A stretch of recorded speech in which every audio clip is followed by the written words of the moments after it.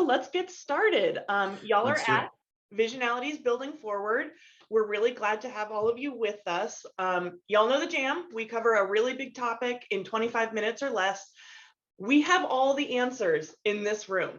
Uh, this is not this is our presentation, and you guys know these things. Share your experiences. This is a collaboration. If you agree with something that we're saying, put it in the chat. If you have a different perspective, let us know.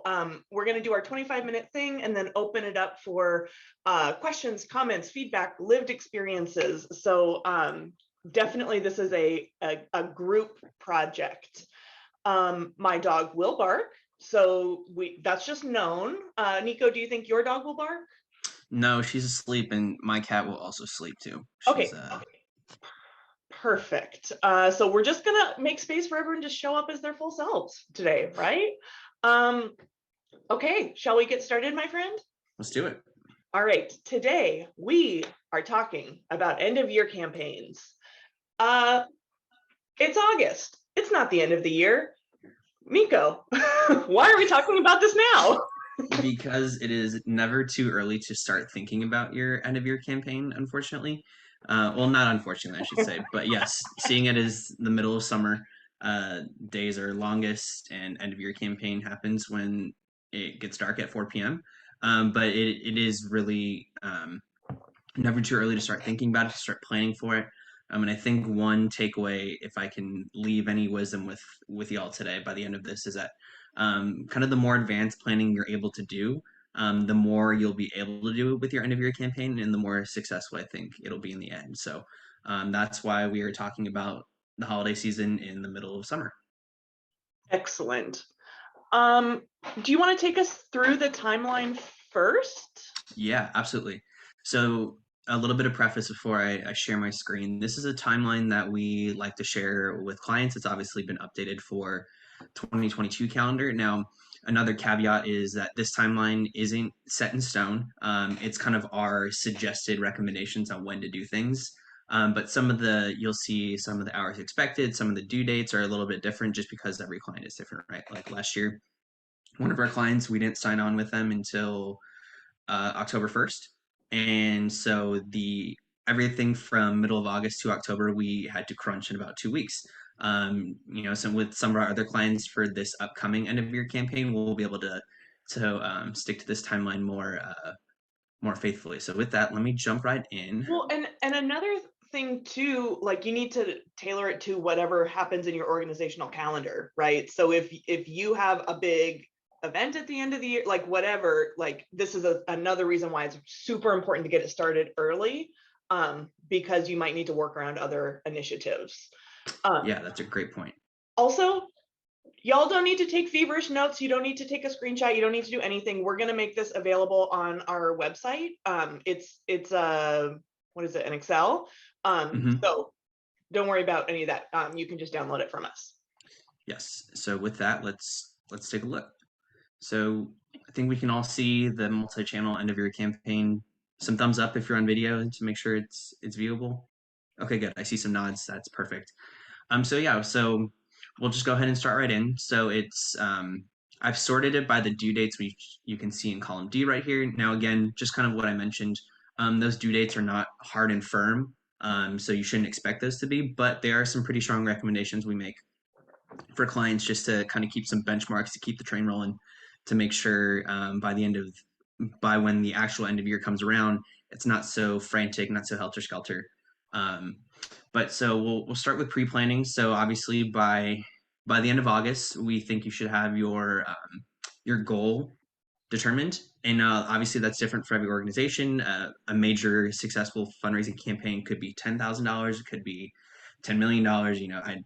There's no one size fits all, but there at least should be some idea of what your funding needs will be. Determining campaign themes, and this is something that we'll kind of get into a little bit later when we talk about content. But we've noticed that the most successful year-end campaigns we've been a part of all kind of have this sort of thematic umbrella. And I'll get into some case studies in a few minutes, but just kind of thinking under some larger sort of theme idea that you as an organization want to communicate to your donors. instead of just kind of making a very generic, basic, hey, it's the end of the year, it's time for your gift, please give to us, in a very sort of basic, sometimes boring sort of letter.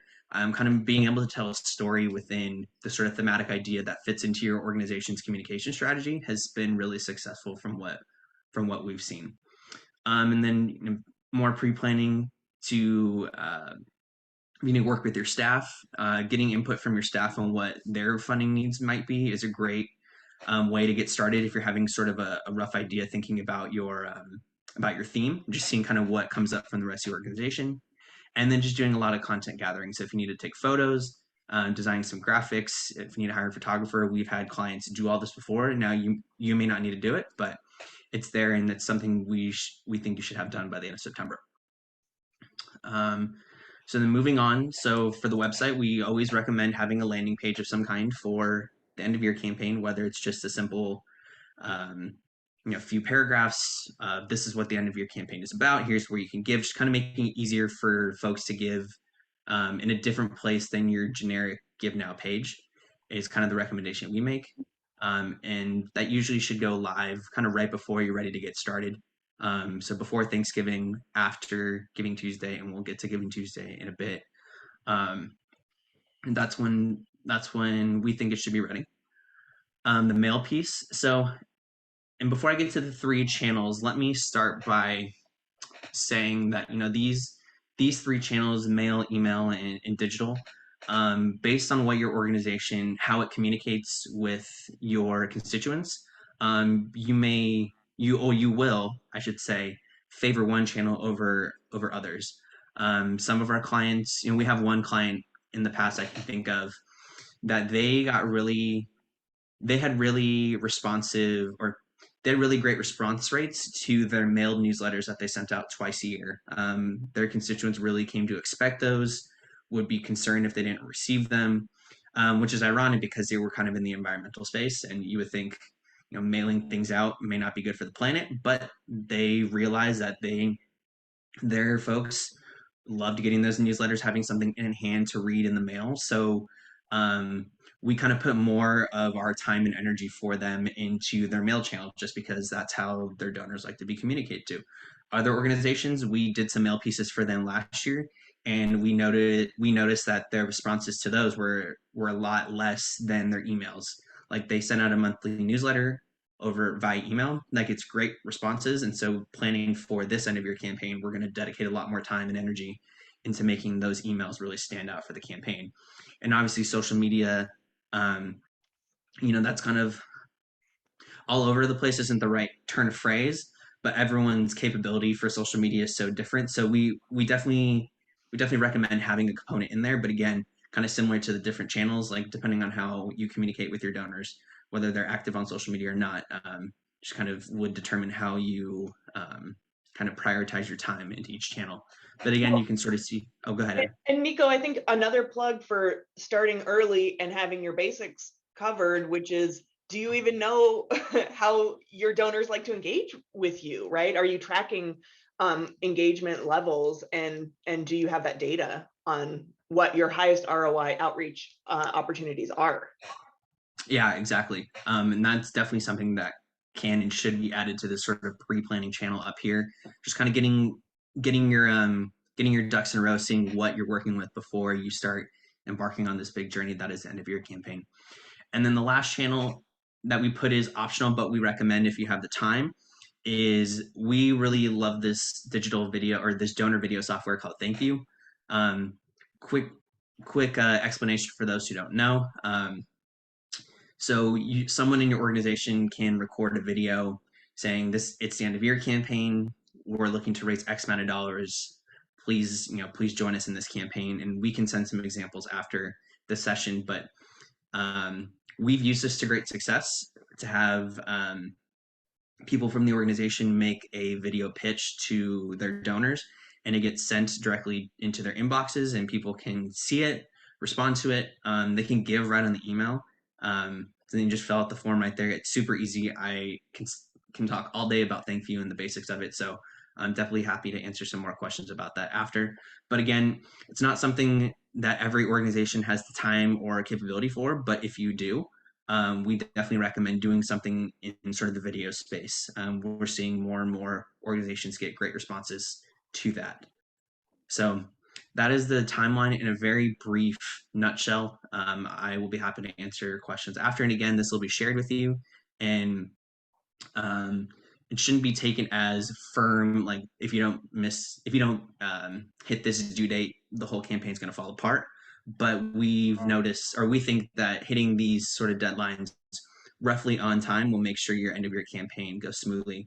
And as the dollars start rolling in, things can be nice and relatively easy, I guess. Yeah, awesome. Well, thank you so much. Yeah, if y'all have questions or comments, put them in the chat or raise your hand or whatever. Nico, thank you for putting this together, and I'm excited we can make it available to everybody. Yeah, absolutely. From your seat, Nico, what are the biggest missed opportunities in end of year campaigns? Oh, I think the big one that comes to mind is just not starting soon enough. Um, and again, every organization's sort of communication fundraising strategy calendars are different, but I would venture 99.9 out of 100 have some sort of end of year campaign on the calendar. And if that point one doesn't, they probably should. So it's just a matter of doing a little bit of planning to start sooner. The later you start, the more frantic it's going to feel, the more stress that's going to come into play. Now, granted, it still may be successful dollar wise, but on the sort of staff morale and sort of the soft, the back end stuff that donors really won't see, it will be a big strain. So I think the biggest missed opportunity is just not starting sooner and having those hard conversations and figuring out the brainstorming and kind of getting stuck, throwing things against the wall to see what may stick. Have that done in summer, so then come September, October, you can start really putting together some great content. Yeah, I love that. I think too, a huge missed opportunity is in that content.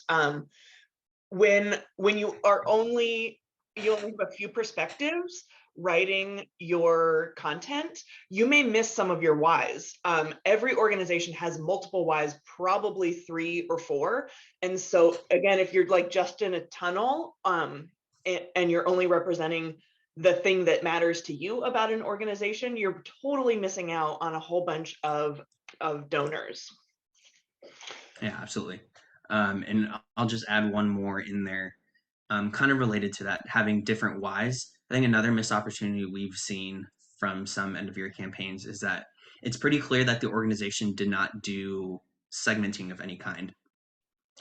Just talking to different people in different ways. Now, that by this I mean you might communicate with your donors differently than you communicate with volunteers, than you communicate with like parents, for example. I can think of past clients who have a component like a childcare component, and so they speak to parents differently. Just kind of differentiating the messages and kind of speaking in tongues to different people. Now, granted, it's under the same content umbrella, and that's why having a theme is so important. So you can kind of branch off and make the messages a little different. But end of year campaigns should not just be one size fits all from just kind of one voice from the organization. Your organizations are unique, diverse, and the people who engage with you are unique and diverse too. And so as modulated you can make the messages, that's should sort of reflect that diversity. Yeah. I'm going to add one more that I just thought of actually while you were giving your presentation on a missed opportunity. For me, it's skimping on visuals and on quality. Nobody has extra money in their budgets, right? We're nonprofits. We always, by nature, maximize every single dollar. Nobody has extra money. Hire a photographer. Please, please hire a photographer, and use those high quality images. Don't use stock footage, please, please, please. Invest in photography once a year. It will pay dividends. And then some people will disagree with me, but I like really high quality paper. It doesn't need to be, gold plated paper, but like invest in quality. I think it matters. again, other people have different opinions, and I certainly have heard from donors, like, I don't want you to spend my money on paper, but from where I sit, I think it represents the quality of the organization. What do you think, Nico? Yeah, I can kind of I see both sides of the argument. I guess I can see the donor's perspective who might say, "Why are you spending X amount of dollars on high quality paper if there isn't that sort of track record before of Sure. as an organization using your dollars wisely?" But I think, and we're all assuming we are wise stewards of our donors' money here, that if you are doing that, then there really isn't an issue or a downside to not making your end of year campaign content and materials quality that much higher. Yeah. Like there's no, from that perspective, there's really no downside. I mean, well, there is the downside of costs, and you got to put that in your budget, of course. But assuming the budget is there and there's time for it, like go for it, we'd say. Yeah, I love that. Any other from your seat missed opportunities?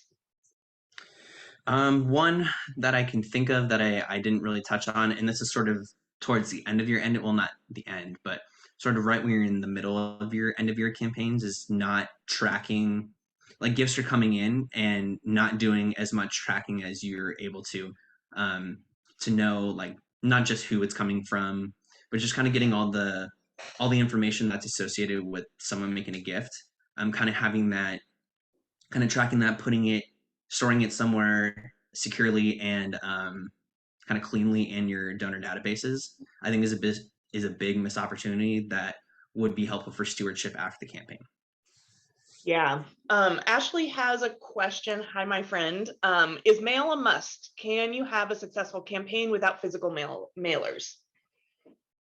That's a great question. I think you can. I would venture.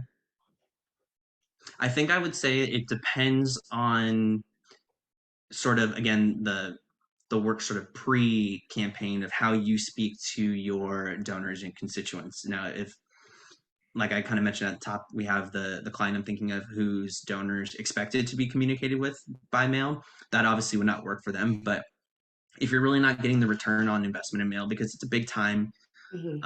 and money investment, if you're really not getting the results that you would expect, then by all means go for it. Like save that money, and you can sort of reinvest it into higher quality photos and content, even some video. So Mhm. I think you definitely can. I'm not sure I would recommend it for every organization, but it's possible and doable, I would say. Well, I think you're right. What's the ROI? What's your track record? But two, what's your capacity, right? Like we all, I think let's add that to the list of mistakes or missed opportunities.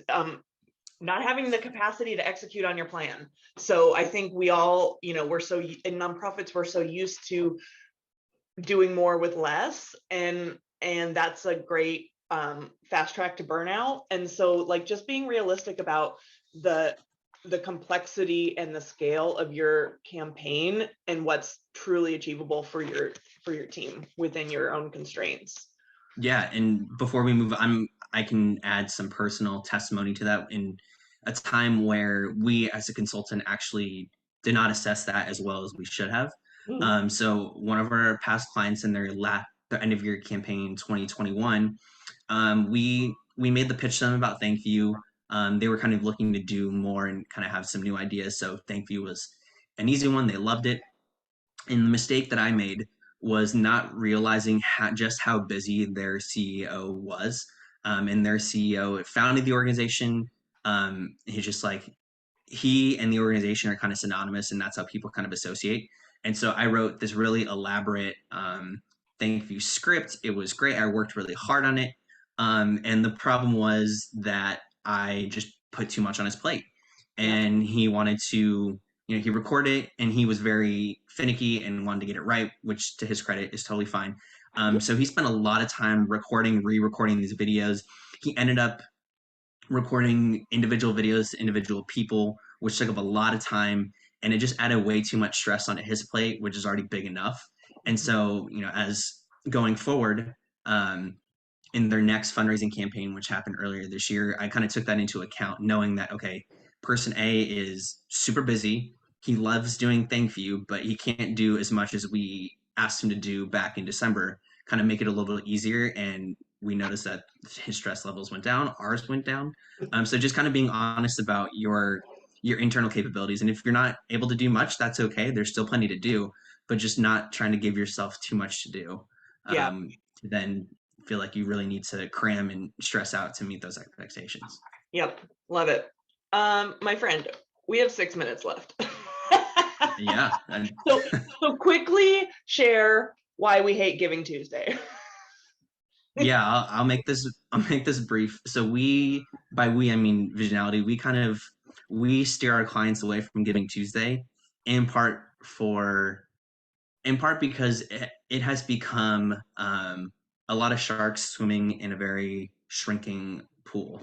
A lot of organizations are competing with each other for those Giving Tuesday dollars, which sometimes can be lucrative, but it's just so competitive, and it just becomes too much, and it's become sort of corporatized in that way, to where it can take away from your organization's mission. So we have not recommended to our clients to put out anything on Giving Tuesday.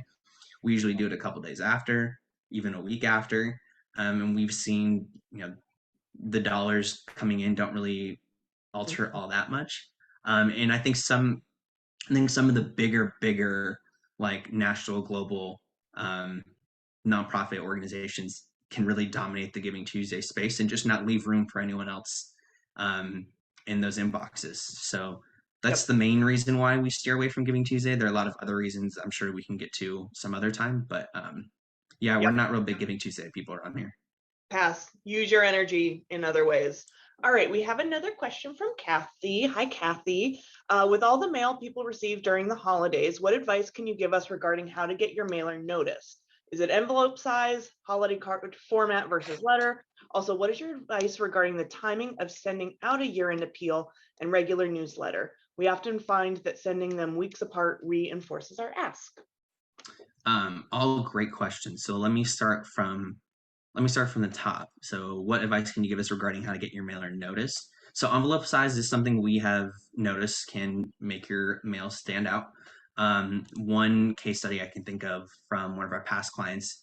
So we came up with the idea to do a sort of wish book, as it were, kind of like those old JCPenney Sears catalog. And the way we made it work was, instead of buying something for the organization, we said, like, for this, if you give $300, you would be giving like storage cabinets to this program. And we kind of made a really glossy book like that, and it was probably actually about maybe as big as this yellow legal notepad. So that is a little bit different. It was glossier, it was nicer. So again, sort of investing that quality was a way to make it stand out. But again, that was because we were able to do that because that organization had donors and constituents who didn't mind being communicated to via mail. So if you already had that track record built up, yeah, doing something a little bit different with the size and the quality, especially of your materials, I think is a great way to make it stand out. I would also advocate. So the next question here is holiday card format versus letter. I'm not really big on letters personally. I think they can be really well written, and that's great. But doing something a little more visually appealing, like a card, as opposed to a letter, is something I would advocate for personally. And this next question: what is your advice regarding the timing of sending out a year-end appeal and a regular newsletter? So I've actually seen it work just as well the other way as well, where one of my clients has, I kind of mentioned earlier, they have a really consistently read and opened email monthly newsletter. And I've seen gifts come in whenever we include in that newsletter something about the most recent ask, whether it's a campaign for one of their programs, or for the end of year campaign coming up. I know I'm going to plan to have something about the year end campaign in their monthly newsletter because I know it's going to get read. But spacing it out in that sort of way too is something we've done for other clients, and it works just as well. So I guess my advice is, if it's reinforcing your ask and you know that it's working, then if it's not broke, don't need to fix, or no need to fix something that isn't broken, I guess. Yep. So keep it up if it's working for you. So thanks for the questions, Kathy. Yeah. So we have 2 minutes left, my friend, before we open it up for sharing time.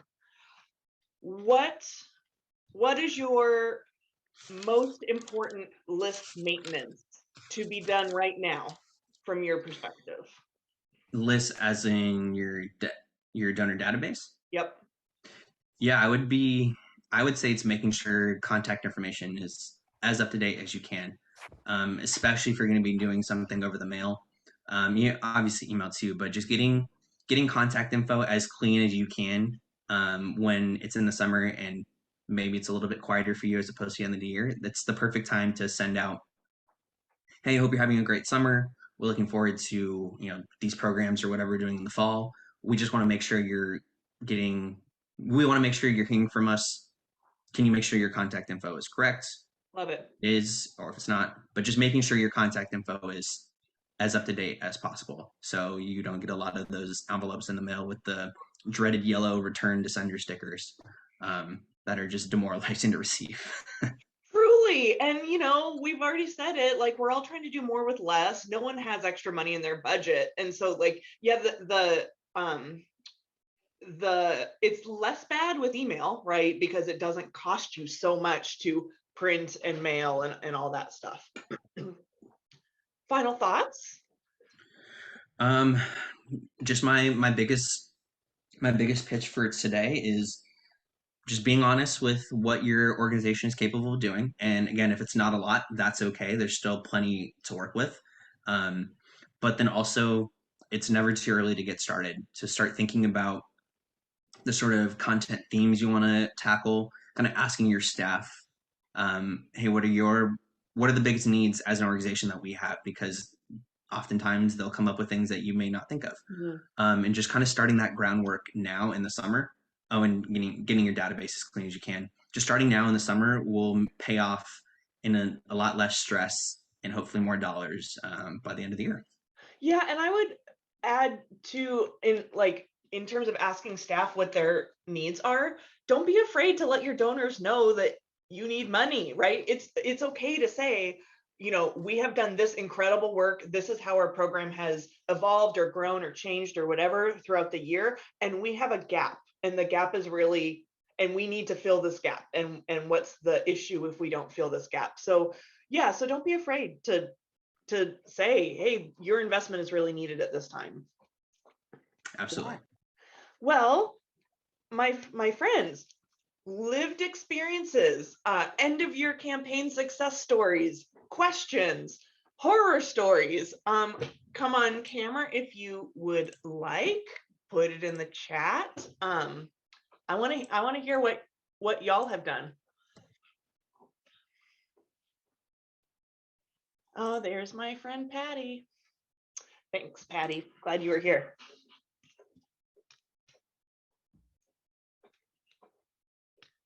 All right, we have another comment. We're a small theater and have been mailing out letters and large posters and brochures with minimal return. I am hoping to convince our directors that a less verbiage, more visual postcard, yes, yes, yes, might have been a better return. Do you think this might be more beneficial? Yes, yes. Mm-hmm. Show, don't tell. Yes, please. Show, don't tell. Invest in quality photos. You're right. Yes. Yes, and to sort of reinforce that, you are a small theater, Araceli, and so having photos of plays happening on stage, you already have a lot of great content at your disposal that you just haven't utilized yet. But definitely leading with that over verbiage.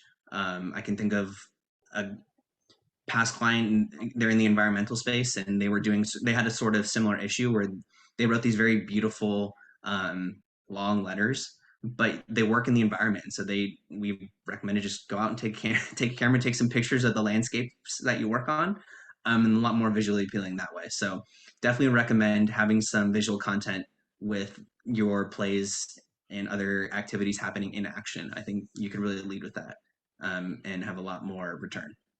Yeah, what's nice too, if you invest in good photos, you can use them as thank you notes as well. So you can get those photos printed, custom printed on a card, which just like doubles down investing in your mission vision in like every piece of your communication. Another cool thing that we've seen clients do is this was the Ventura Botanical Gardens. You know, they hired a photographer to take beautiful images of the gardens, of the different flowers and the views, and then created sets of 5 thank you cards and gave them out as gifts at their annual event or as a donor thank you. So it's entirely on mission. It's a pretty low cost engagement tool. And then it even furthers the mission out, right? Because now people are sending, I'm going to send their card to Nico to say, thanks for being a great team member, right? So I loved that for them. Yeah. What else? Who else has a success story they want to share? Question, struggle?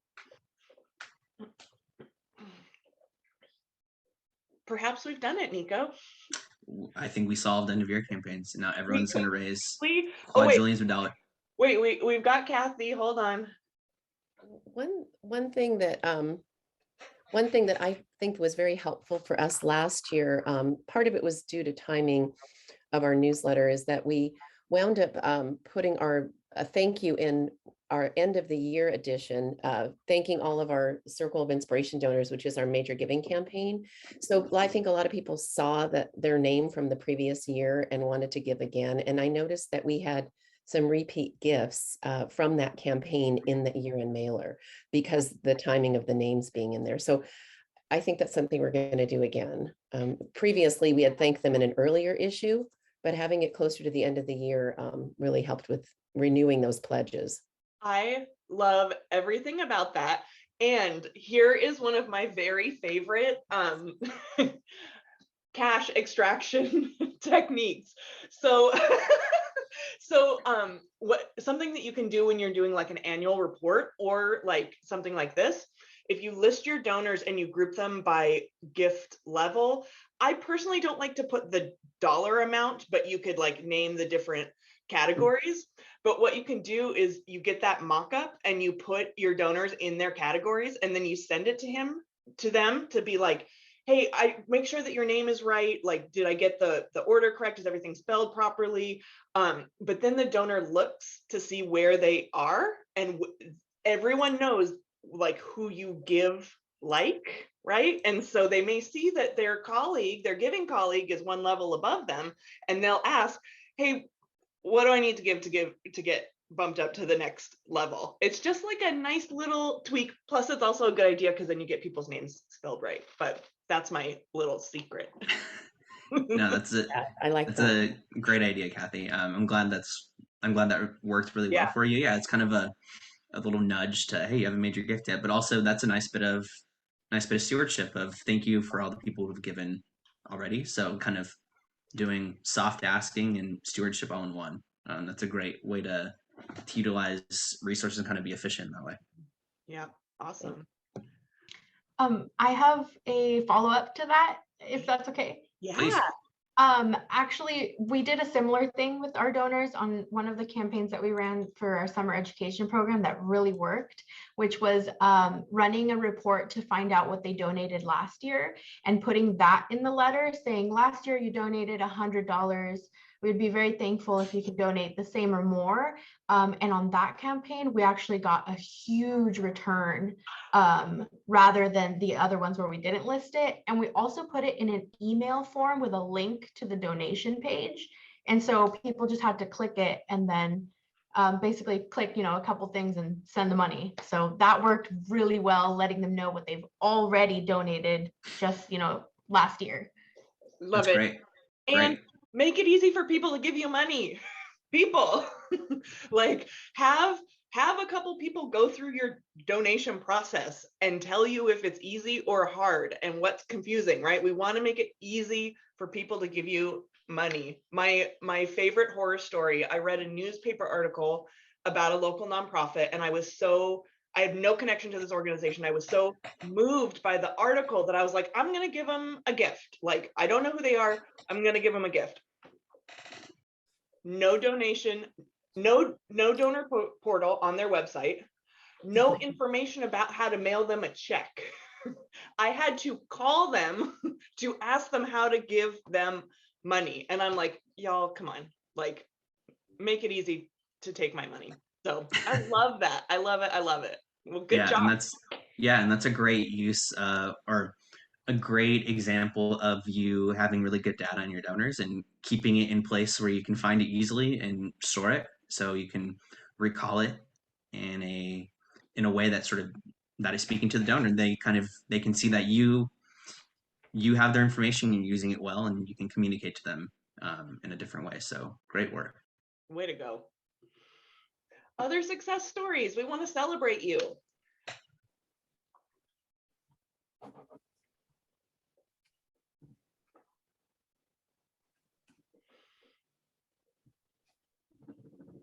So I don't know if it was at this meeting or another meeting, but I went to sort of like an end of year annual giving workshop webinar, and I took a lot out of it. One being what Araceli had mentioned around mentioning their previous gift.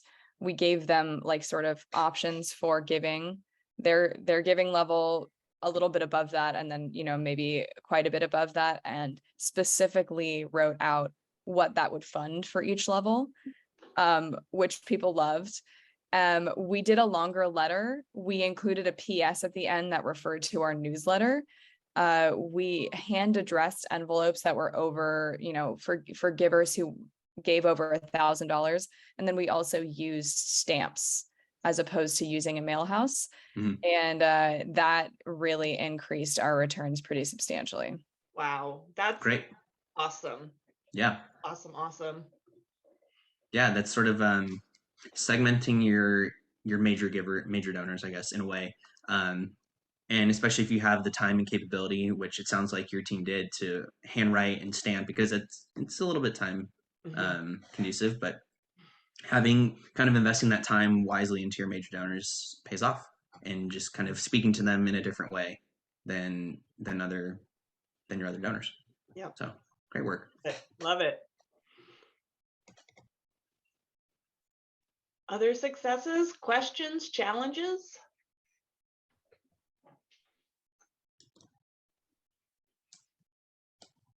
Well, perhaps we really have done it, Nico. I was saying, I think we did it now. All right, so we saw in the chat that there's a little bit of interest on a thank you tutorial. Like, I don't know, they should be paying us or something. We love thank yous so much. It's still really new in our community, so it's a great way for you to stand out. And so, yeah, so look for us, more content coming soon. If you have a topic you want us to cover, email us, let us know. If you want to be like Nico and be a guest star, we want you to come. We all have the information to share with one another. So please tell me what you want to talk about. You can be a guest star, just like our friend Nico. All right. But more star worthy, I guess. Nah. All right, everyone. Thank you for being here. We'll see you in a month. Thanks, everyone. Yeah. And good luck out there, and start planning. Start planning.